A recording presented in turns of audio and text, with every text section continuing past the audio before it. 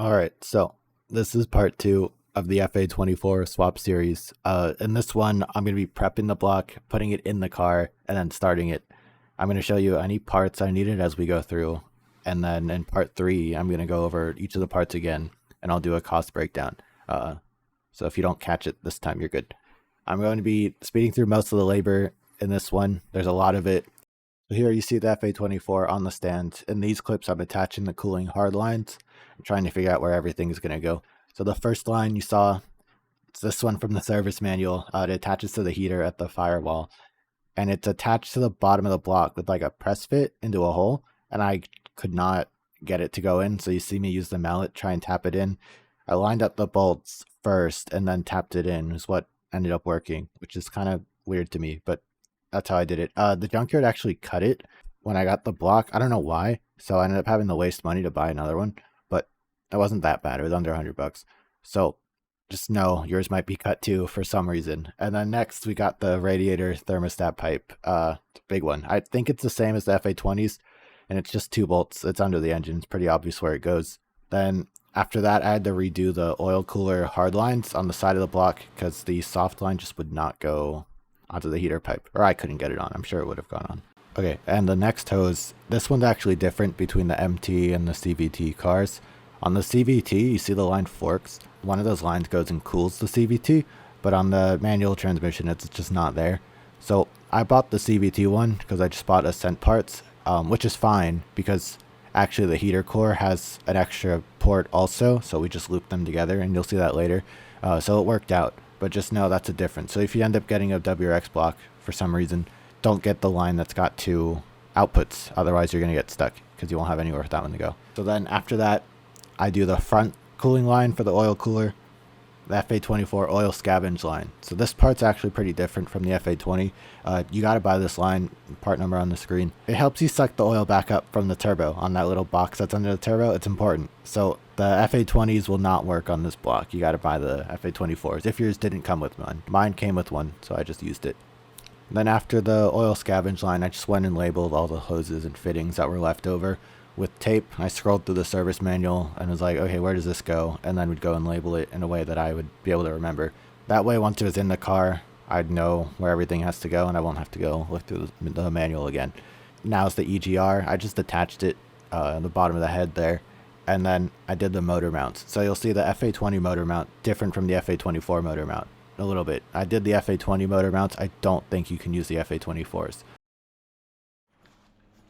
Okay, so your motor mounts are different.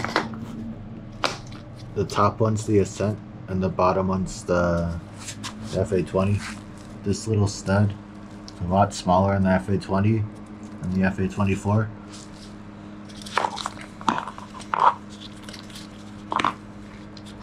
The top looks like the same shape, so it's just the stud size. And we don't have these nuts. Got them. So we have to use this one. Okay, so something important is that the water pump pulley on the 15 to 21 WRX is different than the one on the Ascent. The little hole, the big hole in the middle, is bigger on the Ascent. And so this WRX one just doesn't fit on the water pump, no matter what. And the water pumps are different too, so you can't just take that from the old engine. Look. WRX one, no, Ascent one, fits. WRX one does not.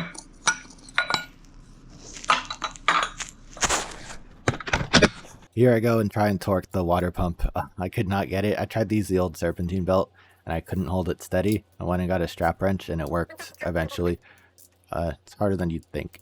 So if I try and figure out a way to keep it held steady. I took the FA20 wiring harness off completely and then I brought it over to the FA24 and tried to figure out where everything would go. So you see me struggle to get it on. And then first what I do is bolt down the ground, the 2 ground pins right by the transmission. And then I'm going to go and just plug in all the sensors that are already in the block, like the cam sensors. And the injectors, the coolant temp sensor, the oil temp sensor, I'm going to talk about later in the video because that's part of the swap kit. They don't work from the FA20 harness. Also for the fuel pressure sensor, the one that's in the DI lines, you're going to use the FA20 sensor. So once I'm done prepping the harness, I put the block down onto the engine stand so I can deal with the crank position sensor and moving the clutch over. You need the FA20 crank position sensor because the harness connectors are different and the pinouts are different. So be careful when you're taking it off, because when I pried off the FA20s, I broke the little pins on the bracket itself, and you can see it in this clip. And the corner up there that's in Sharpie needs to be ground down. So I took an angle grinder and a grinding wheel and just trimmed it a bit until it started to fit. And it took a few tries, and I ended up needing a little bit more than that Sharpie implies, but it fit eventually. And I was able to still put the bracket on there even with the broken little nub there. And then the FA20 sensor is going to be going in there. So you torque it down, and then next you should be dealing with the oil galley cover or whatever that is. But I forgot that, and I put the clutch on and I started spinning the engine by hand. And you can see now the flex plate's got some grooves in it from the crank position sensor teeth. So don't do that. Make sure you trim this piece. It's very important. And actually, trimming this piece ended up being a big deal because first I put the clutch on and I forgot to trim it. Then I took the clutch off, took this off, trimmed it, put it back on. I forgot the RTV. So then I had to take the clutch off again and the piece off again and put the RTV on it and then put it back on. So it took me like 3 tries to get this thing on because I kept forgetting steps. So be careful with that. The RTV is easy to just scrape off with the razor blade. You know, it's the same RTV as everything else. So this is, I think, the only thing you need RTV for this whole swap. I did the head stud, so I had a bunch, but that's, you might want to think about that if you can get some for cheap. And you can see here I cut a decent amount out of it. The edge is pretty rough. I did sand it down a little bit. I scraped off some of that RTV, but that's roughly how much you got to cut. Basically, you just grind it and then test fit it and grind it again. I think I'm going to show you. So you can see in this test fit, it clears. It's not, the teeth aren't digging into the plate anymore, which is good. And actually, I did end up taking a little bit more out than this video in case stuff expands or whatever when it heats up. I wanted to be extra safe. So take out a little bit more than what you saw there and make sure to put RTV on. And now finally I can put the clutch on for real. So on the clutch, I 3D printed like a spline alignment tool, and then on the clutch the thicker side faces out towards you. It's pretty easy. There's a lot of videos on YouTube to do the clutch. It's kind of heavy and like awkward to deal with, but it's straightforward how it goes on and off. Alright, and now I try to get the headers and the turbo onto the block, and I just could not do it because everything was moving around too much and I couldn't really see. It's a lot easier to put the headers on from under the car, surprisingly. So I would recommend skipping this step and just putting the block in the car and then putting the headers on afterwards. If you've got the skills to do it, then good job. But my headers are like slightly too small and they needed a mallet, and I wouldn't have known that unless I got under the car so I could see and like hold it and smack it pretty good. And now this is important. Speaking of the turbo, you need the oil line going to the turbo from the FA24. So I had to go and buy this from Subaru, and the little tap there that you see me bending was in the way on the FA20 turbo. I don't know why, but yeah, you need this from the FA24. So FA24 line into FA20 turbo. And now I'm putting the engine into the car again. I'm going to struggle with this a lot, and the reason I struggled with it is because I did not jack up the transmission. So the little studs on the motor mount would end up just hitting the body of the car and not going anywhere. Or alternatively, the spline on the transmission wasn't aligned with the hole on the clutch because the transmission was too low. I had to go and take the OEM scissor jack and jack it up. And I'll show you that like visually once I actually get it in. But yeah, this was a big pain. It took me like 3 or 4 times longer to get the engine in than it did to get the engine out, only because I refused to jack up the transmission until I realized it later. Okay, we got the transmission lined up and we got these bolts started. So to do that, I was fighting with it for a while and it didn't work. So I jacked up the transmission with the OEM scissor jack right on the forwardmost point, or the most, not leverage, but leverage. And then I took off the pitch stop mount. And then once this was lifted and this was off, then this could be lifted and it slid right up next to it. So now I don't know if the spline's aligned, but we'll see. And the motor mount's not in. Alright, engine is in. Mounts are tight.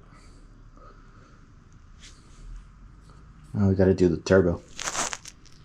Alright, we got our turbo in, and the header nuts are all torqued. Now we got these oil and coolant lines. This oil line's gonna go on this bolt right there. And then this elbow coolant line goes on turbo coolant. And this thing with the sensor goes on the elbow there. Yeah, and then the sensor harness here is going to plug into either this or this, one of them. I had to find the math too. Anyway. Okay, we have to do the EGR coolant, and that'll also get us the these two. So this one is for the CVT cooler, which we don't have, and the pipe on the bottom of the block also has a CVT cooler. So I'm just going to connect the two directly, and then the other one on the bottom of the block goes to the bottom EGR back there. Yeah, you can see it. And then the top one's going to go to our crossover pipe. So for the crossover pipe one, I'm going to use the old FA20 coolant pipe, and then for the others I'm going to have to make them myself. It looks like 3/4 inch or 5/8 inch. I just bought some.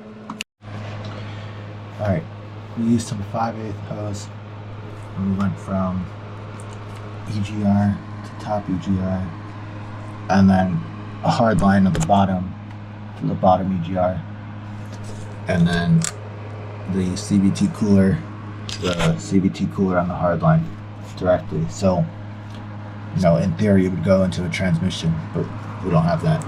So it goes right back where it came from.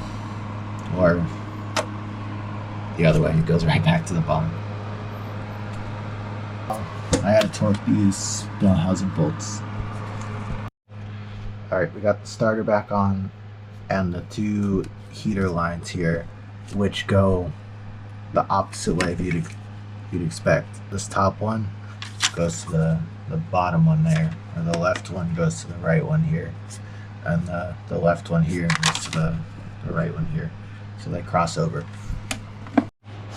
Alright, so for the PCV line, I broke the connector off.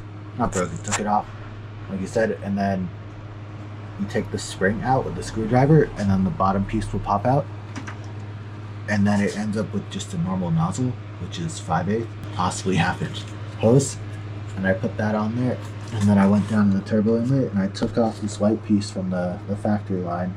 I cut it, and then used the screwdriver to get rid of the factory like clamp thing, and then put their hose or their OEM connector into my line with the hose clamp, and now it's all set up like that. For the turbo scavenge pump also, same thing. This one's, oh, I don't know what this one is. Hose, and I put it on the scavenge pump with the clamp, and then I put it on the turbo down there with the clamp. Kind of a weird shape. I don't know if we'll keep that, but it's fine for now. So at this stage, I started plugging everything else in on the harness. This video clip is actually from way in the future, but anyway, you'll see that these injector and temperature sensor plugs are totally different between the FA24 parts and the FA20 harness. And with the NT Motorsports swap kit, you can adapt these connectors easily so that you can make the FA24 parts work easily with the FA20 ECU. So first you'll see the injector harness. You need one for each of the 4 injectors, so you can make the FA24 injector, which is what I use, the ones that came with the block, work with the FA20 ECU. You'll see me struggle to plug it in one-handed, but it just goes in the FA20 side, and then the orange connector goes onto the FA24 side, makes a very satisfying click, and there you go. Now I'm going to go and plug in all 4 of these in with both hands, because doing them with one hand was very hard. Alright, next we have the harness for the coolant temp sensor and the oil temp sensor. The FA20 sensors will not fit in these threads on either the coolant or the oil, so you need to use the FA24 part with the FA20 ECU. Now we got the coolant temp plugged in. I'm going to go and do the oil temp. Once we've got this, finally we've got the manifold pressure sensor. You cannot use the FA20 sensor on the FA24 manifold because the hole spacing's different. And also the harness, while it's the same plug, the pinout's totally different for some reason. So you use the adapter harness to make the ECU all happy with the sensor, and you'll see exactly how the FA24 manifold is set up in the next part. But it works very easily. Right now we're going to get the engine started. Alright, we got the harness done for the injectors, the coolant temp sensor, which needs to be torqued down, and the oil temp sensor down here. So I went and put all the turbo stuff together except the intake, and I put the downpipe back on except the V-band at the back that I threw across the garage and don't know where it is. So now I'm gonna fill it with oil and try cranking it after I torque this and torque this. All right, and I'm using Mobile One 5W40 for European cars here because it was the highest ACEA rating that I could find at Walmart. That wasn't Brotella because they were out of that. Okay, battery's in. We're gonna go see what the ECU's mad at, and then try cranking it. I don't remember if I showed this, but this part of the heater pipe goes to this coolant pipe in the middle. Right, there's one to the left, and then there's the oil pipe way in there in the middle, and the one with the wiring harness on it, this one, goes to this front one, and mine is leaking, so at some point I'll fix that.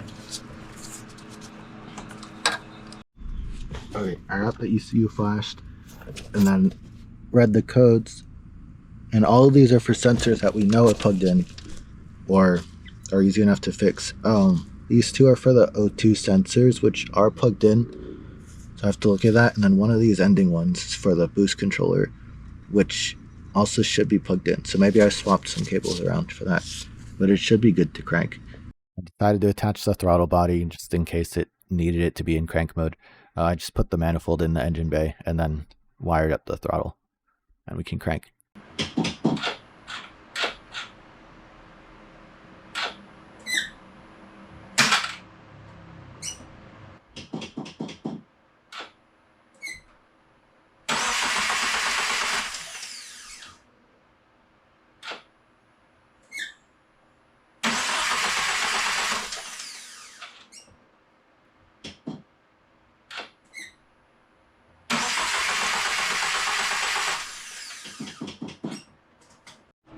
Alright, we just cranked it for the first time. I had the main body plug back there unplugged. I was wondering why it wasn't trying to start, and that's why. No fluids came out, which is great. Nothing sounded grindy or scrapey or bad. So I think we're good to put the whole thing together. We got the manifold and coolant. Now for the manifold, you may have seen in the other clip, there's a lot of wiring like right by the bolt holes, and also coolant pipes right by the bolt holes. So what I had to do, and you may or may not see it here, is like dig the backside, the side towards the transmission, up under those harnesses and coolant lines, and then wiggle it around so I could get it aligned with the hole, and then put the front side on flush with the head. And actually in these clips I had to go unplug all the EGR hoses and move them around a little so I could fit the manifold better, and then put them all back on, which was a pain. Alright, we got the manifold test fitted and bolted down. It's good now. So I had to reroute the coolant pipes here to go over the EGR on the transmission side. Then that gave us a lot more wiring harness room to move it around. The EGR, so first order you put the EGR pipe, it's not bolted down, and then the coolant, and then the wiring harness on top of that. And I'll give you a lot of room to like kind of angle the manifold down and get the TGV motors under the harness on both sides, and then you can get it on. And then it also helps if you take out the studs for the EGR. You can see there's only one in there now. You can't see the other one. I had to let it fit better, and that's why both of these are loose. So it's on. The map sensor's plugged in. Map had to go under the little thing of the actual throttle body. It's the only way it would fit, and it's still a little tight, but it works. And then same thing on here, kinda. The fuel pump harness is a little bit tight. It's not tensioned, but it's, it's floating. So I might cut that harness and give it a couple extra mils around the radius of that bend. So I'm gonna test start it with the jumper pack, and then we'll go, NAF is unplugged, so it'll be in the VE mode. And then after that, we'll lower it, torque the crank pulley, put on the accessory belt, and then clean up what's under the manifold. We have to deal with the evap, which is this open hose, and this open hose, and wherever the actual evap solenoids are.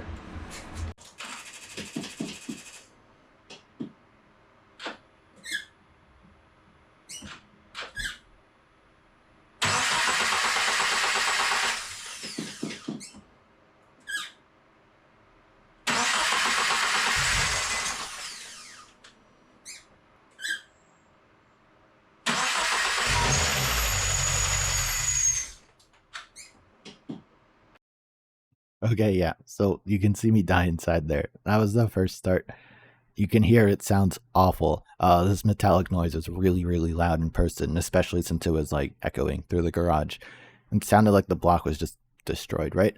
And, when this happened, I was like, okay, what are all the reasons that this could have gone wrong? Like, did I just waste all my time and money swapping in a blown up motor? Or did I mess up the motor when I did the head studs? Did I time it wrong? Did I not torque something down? Why did it sound so good when it was cranking and feel so like normal and good when I was turning it by hand, but then when it's running it sounds disgusting? So actually the engine was 100% fine. This issue took like 2 weeks to figure out, and you'll see exactly what the problem was in part 3. It was kind of weird, but it was the only problem that I ran into during the whole swap, so I'm happy this was the only problem that I ran into during the whole swap. In part 3 I'll go over what was needed to make the swap work, including what happened here with the noise. I'll have a list of all the parts that I needed to make the swap work. I'll show you exactly how much I spent on the swap. For this video, links to the swap kit will be in the description if you're planning on doing this swap, along with links to the Atlas website if you want to tune your VA or VB for free. No strings attached. We've got custom features for the VA in testing right now. It's pretty cool. So VB has got speed density, they've got launch control from these custom features, and then now I've got launch control on my car and speed density is being tested. So yeah, that's it. See you in part 3. Thank you so much for watching.